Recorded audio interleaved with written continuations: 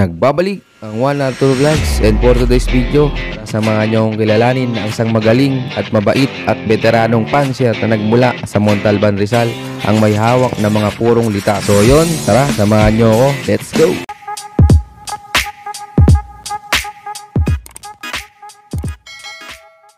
Hello, good morning mga kalapatids. Marami siguro sa inyo, kilala na ako, pero I have to introduce myself. Ako si Joel Regalario, taga Montalban, Rizal. Bali katabi po to ng San Mateo, Rizal, pero magkaiba pong bayan yun. Masarap mag-race kaya hindi natin kayang pigilin yung sarili natin mga kalapatids. Yun, maraming salamat po. Unang-una siyempre sa pag-unlock na makapag-loop visit tayo kay Sir Joel. Yan, Sir Joel, pwedeng maipasyal nyo kami saglit sa loop mo bago tayo magkatanungan. Yung loop ko, kung makikita nyo itong harapan, ito yung pinaka-entrance. Although hindi ito yung ideal na setup, ito yung naisip ko para mas convenient para sa akin. So, etong side na to, ginagamit kong aviary. Pagbata pa, yung mga stock bird, nandyan. Pagka tumutuka na sila ng malakas, linilipat ko sila rito. Ito, nag-serve as aviary din sa akin to. Kung makikita yung structure, open siya lahat. Then, ito, itong loop na to, itong side na to, ito, pwede kong gamitin kung gusto kong mag-sprint. Pwede po natin lagyan niya ng with hood box. I-open lang natin to. And siguro yung ibon kaya nating mula labas, papasok sa loob, kaya nating gawin yun. Yung susunod po yung 4 na kwarto, ito po yung regular na ginagamit ko pag may karera ako, pag may races. O magkakarera ako in full. So ang laman po nito, it's 4 na kwarto, yung mga 50 isang kwarto. So kaya kong maglaman ng 200 to 300 birds. So sa ngayon po, hindi po kasi ako naglalaro. Meron po ako nilalaro ko lang po yun. In the sense na gusto ko lang na may nakikitang dumating. Kasi dito po sa Montalban, ako po yung coordinator ng MMFC. MMFC dahil pinaninulaan ko siya, so tumutulong ako. Yung mga pag may loading, kahit hindi ako maglalaro, naglo-load ako. Meron akong mga ilang ibon, mga 20 birds na ilo-load para dun sa races. Nagkataon naman ngayong norte, masama talaga. Ang natitira na lang pong niload kahapon is 2 from 22 pieces. Yun po yung nangyari ngayong norte. Nagkahirapan tayo ngayong North Racer, ano? Oo, 2 sunod tsaka yun nga, yung sinasabi ko, pag kulang yung preparation, huwag kang mag-expect sa ibon. Sir, baka may gusto mong ipakilala sa amin na ibon na producer mo dyan? Lahat yan ginagamit ko, hindi totoo sa akin yung paborito. Kaya wala akong special na ibon. Hindi po ako tumitingin nga sa katawan, sa mata, lahat. Hindi ko yan tinitignan.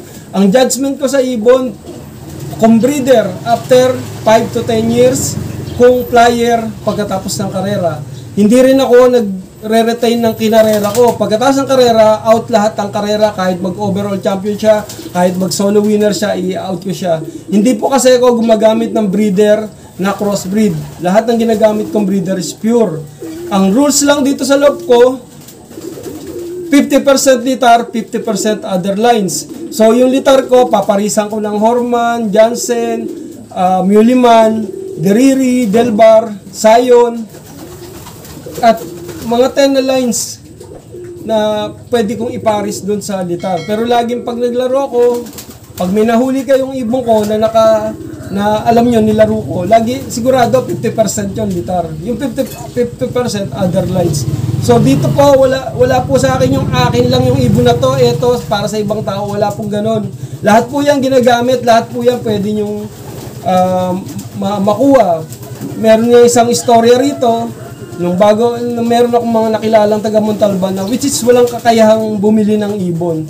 So ang ginawa ko, binigyan ko sila ng isang ibon na hen. After 6 months ata, nawala yung ibon. Hindi nila malaman kung nakawala or nanakaw. So doon ko sa kanila pinakita kung ano yung ibon. Yung ibon na yun is mother ng superset winner ng around mga 175,000 yung napanalunan yung anak nun. So binigay ko lang sa mga taga rito kasi kaya kong mag-produce ng winner na yon kasi pure yung gamit ko. Pure na litar yun, so marami akong pure na litar. Mahirap po kasing mag-breed ng 3-way cross, 4-way cross kasi yung consistency mas mahirap. Tsaka pag dalawang linya lang gamit mo sa nilalaro mo, mas less yung error, mas marami kang madali mo makakapa yung ibon. Hindi ko naman sinasabing tama pero yun po yung paniniwala ko at siguro subukan nyo rin. Yun, maraming salamat po Sir Joel. Pero Sir Joel, may ilang taon na po pala kayo nagkakalapati? Since birth, kasi ang father ko nagre-race, ang mga tito ko nagre-race, mga pinsan ko nagre-race. So, pagka nagkaisip kami, kalapati na agad. Kamusta naman Sir yung unang sabak mo sa karera nung sumali po kayo sa club? 1986 ako nag-start mag-race. And ang race noon is bara-barangay. Pag may piyesta sa taga Malabon ako piyesta sa Santulan, piyesta sa Valenzuela, nakikilaro kami, piyesta sa Pulo. Pag sumali, malamang-lamang 1 to 10 sa akin. Ganun nung araw. So, ang race noon is takbuhan. Pag dumating ibon, isang lado rin, tatakbo mo, naka-fishnet, nagbabike. Bawal magmotor, bike lang. Bike at takbo, ganun. So, yung mga unang sali is successful agad, pero hindi lang naman yung pagkakalapate yung gusto ko. Ang gusto ko is maraming makapag-race. So, nung time na yon 1986, wala pang GPS noon. Paano natin gagawin sukat? Marunong pa ako mag-compute at gumawa ng coordinates, gagamitin ko lang yung mapa. Bali, yun lang palang batayan nyo dati Sir sa karera. Takbuhan noon. Then, ang saya nun Sir ano? Oo, masaya pero minsan nagkakaroon ng aksidente at saka minsan yung kwento ko lang siguro sa inyo yung kung paano nag-start yung karera sa Pilipinas. Ito, article ko sa isang magazine to I-review lang natin kung hindi marami, alam ko hindi nyo nabasa. Yung club sa Pilipinas, hindi yung pinakamatanda PHA, meron pang mas matanda doon. Meron mo pala? If I remember right, 1935 meron ng club sa Pilipinas. Siguro, minsan, re-review natin, titignan ko yung article, na medyo kasi, alam nyo ba na ngayong araw na to, 60th birthday ko, nung Atres. So, medyo mapurol na yung utak natin Hindi ko nga na matandaan kung ano pangalan ng mga misis ko. Joke lang po yun. Una natin, ang nakapaglaro lang, kahit yung PHA nung nag-umpisa, wala silang air distance. Kaya nangyayari, kung malapit ka sa norte, yun yung makakalamang. Panay oras lang sila. Hanggang sa na-develop na nila, then around mga late 80s, yun, lumabas na yung, kung tama yung pagkakataon ko, FPA at saka yung kay Mang Tom na club. Hindi ko ma-remember kung ano yung pangalan Ang gamit na nun, telepono, landline. Ang gagawin mo, pagdating ng ibon, tatawag mo yung code. Goma pa nun kasi ang ibang gamit nun, yung bandy clock. Kaya lang that time, mahirap maglaro. Kasi yung bandy clock dati dito, ilang piraso lang yun. Kung bibili ka, that time 80s, 10,000 yung halaga, di magkano yun ngayon? So, hindi lahat ng tao makakapaglaro ng pag-iibon. Hanggang sa nauso na nga po yung cellphone, yung pwedeng mag-text. So, 2006, ang pioneer niyan, si Yona Pro. Si Yona Pro ang nagsimula niyan.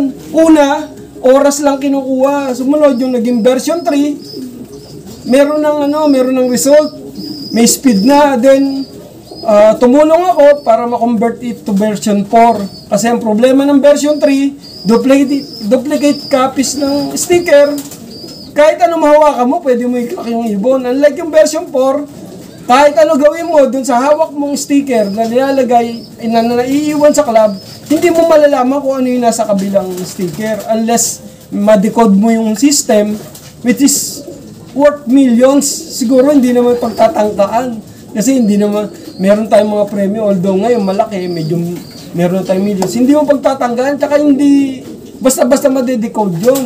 Kasi encrypted yun, hindi yun yung ordinaryong barcoded. So, yun yung sana maintindihan ng mga club. na dapat yung gagamitin nating clocking, yung mataas yung security, hindi madadaya basta-basta. So, nung dumating yung sa text, yun doon dumami yung mga club.